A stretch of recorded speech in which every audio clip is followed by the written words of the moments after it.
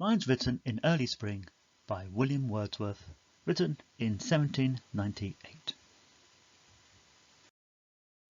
On the one hand, Lines Written in Early Spring is a poem which celebrates the beauty and wonder of nature, particularly its ability to soothe and bring comfort. On the other, it's a sorrowful poem about man's inhumanity to his fellow beings, how the selfish acts of humans contrast with the generous offerings of nature and, by extension, God. Therefore, the poem combines two common topics in Romantic poetry: nature and politics. The contradictory tone of the poem is present in the opening two stanzas, with the sweet mood prompted by the pleasant surroundings leading to sad thoughts, and nature's fair works contrasting with the cruel actions of humans which grieves the speaker's heart.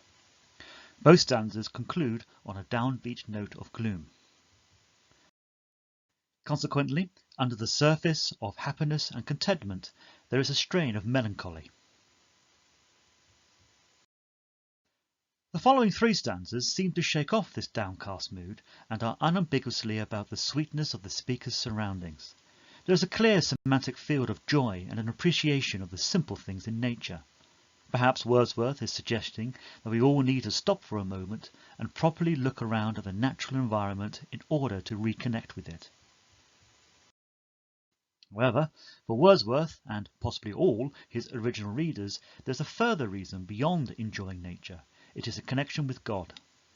This is hinted at earlier with the reference to "nature link the human soul that through me ran," and references to wreaths and faith. The idea of the divine underpinning nature is most explicitly conveyed in the final stanza through the opening couplet. Here, the speaker raises the value of nature to something literally heaven-sent and even holy. To engage with nature is to engage with God. Implicitly, therefore, to fail to connect with nature, God's creation, is to reject or ignore God, and this leads the speaker to return to a pessimistic mood at the poem's conclusion. By cutting itself off from nature, humanity has distanced itself from a loving God and, as a result, has become cruel and lacking in harmony. Wordsworth, like many romantics, was appalled by the effects of industrialization and its impact not just on the landscape but on ordinary people too.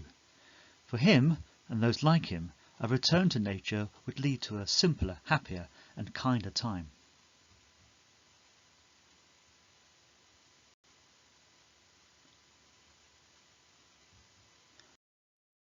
The poem is organised into a regular pattern, with each stanza being a quatrain and following a cross rhyme scheme. Looking more closely at the rhythm, or metre, the first three lines of each stanza have 8 syllables. This is called tetrameter. And the final line is 6 syllables, trimeter.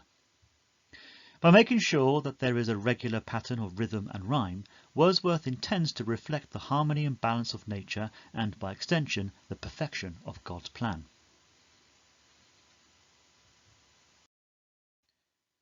With his argument that nature is essential to our spiritual and mental well-being, Lines Written in Early Spring has a similar outlook to With Birds You're Never Lonely and Shall Earth No More Inspire Thee.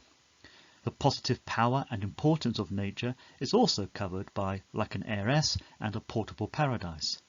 Similarly, the absence of nature in From a London Drawing Room reinforces Lines Written in Early Spring's point about its importance. Elsewhere, the more political message of Wordsworth's poem is not dissimilar to fellow romantic Percy Shelley's angrier and more forthright England in 1819.